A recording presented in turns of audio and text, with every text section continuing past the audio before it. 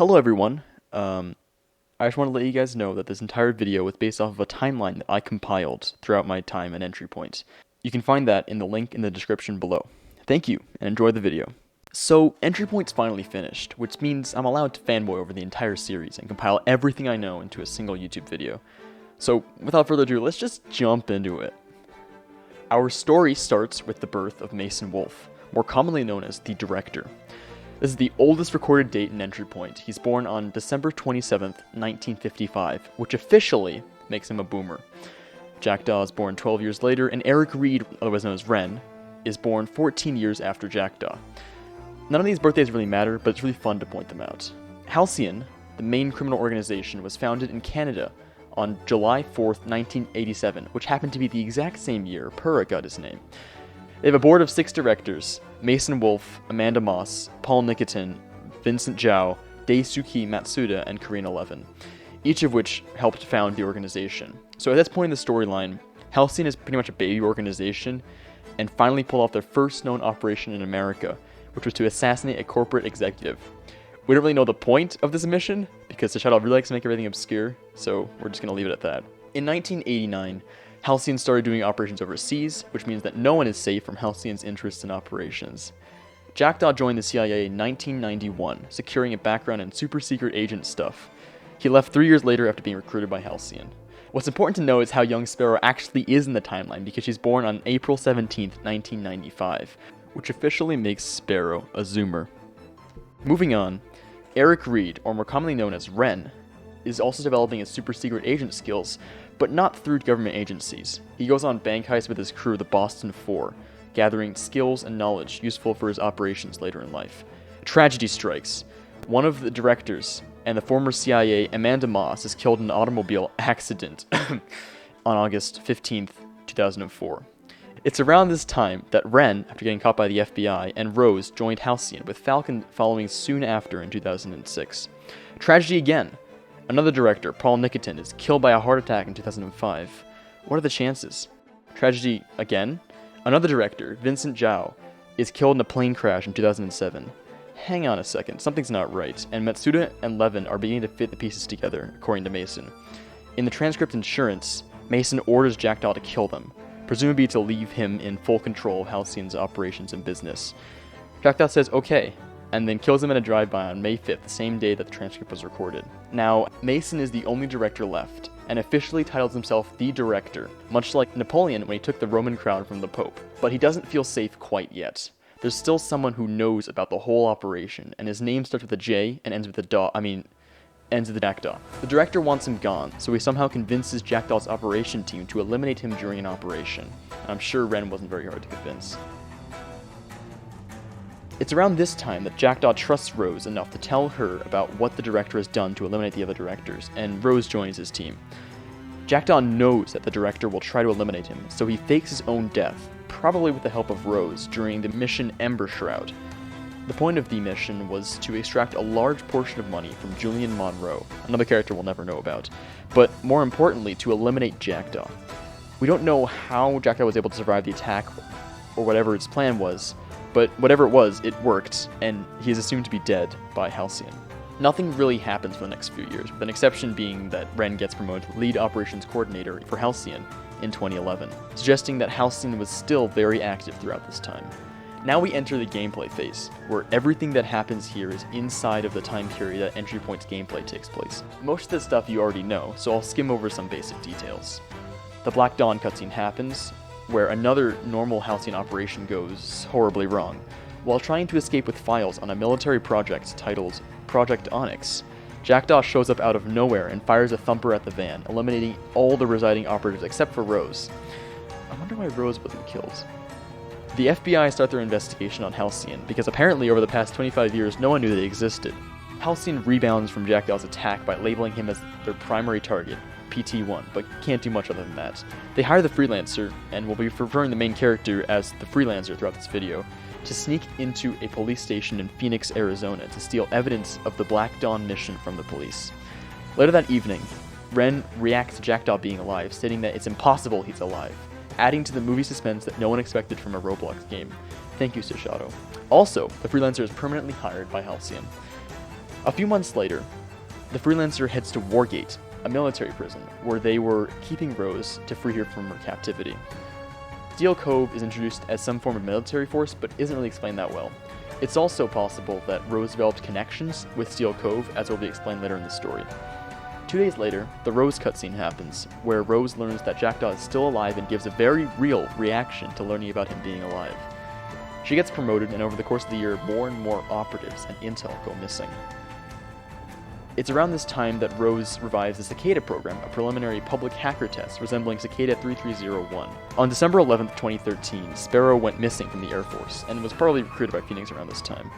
The freelancer infiltrates a penthouse owned by a rich man named Ryan Ross. He is the funder for Halcyon's enemy organization, which is later learned to be called Phoenix. On March 8th, Halcyon realizes the full scale of Jackdaw's threats. He's built a full organization to rise against Halcyon's cause, marking the start of the Shadow War.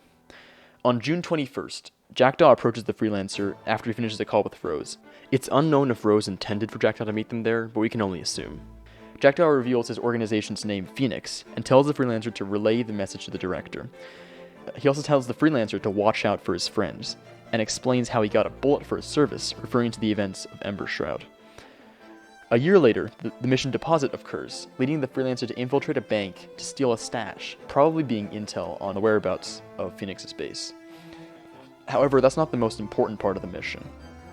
Sashato finally reveals the most important character of the plot. Their name is Maddox Gray.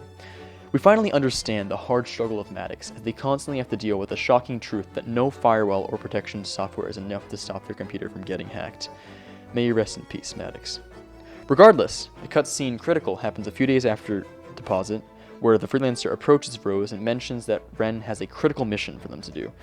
Rose starts to develop a bond with the freelancer, even going so far as to tell him her real name, which is Rachel. The critical mission that Ren refers to is the Lakehouse, a turning point for the story and entry points. The freelancer infiltrates a Phoenix base, with actual Phoenix operatives guarding the place. The freelancer steals files from their servers and escapes on a boat. Prior to the Lakehouse mission occurring, it's understood that Rose called Steel Cove to come down to the place, tipping them off with information regarding this Phoenix base. The mission appears to be a success, with interesting information being found on the servers. They managed to find intel regarding Halcyon missions, which means that there is an insider in Halcyon that was defecting to Phoenix all this time. After doing investigations, Halcyon found out that Rose was defecting to help Jackdaw, and was killed by OC7, which is another code name for Falcon. Before Rose dies, she is able to give Jackdaw one last message in the wiretap file, telling him to save the freelancer at Crown Lake, where he's going to get shot.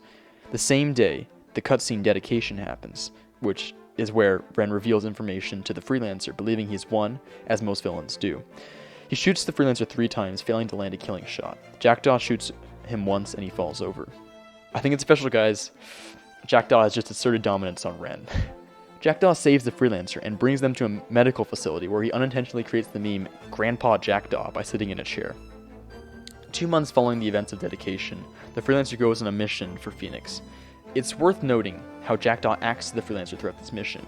He seems cold, harsh, untrusting of them throughout the entire mission.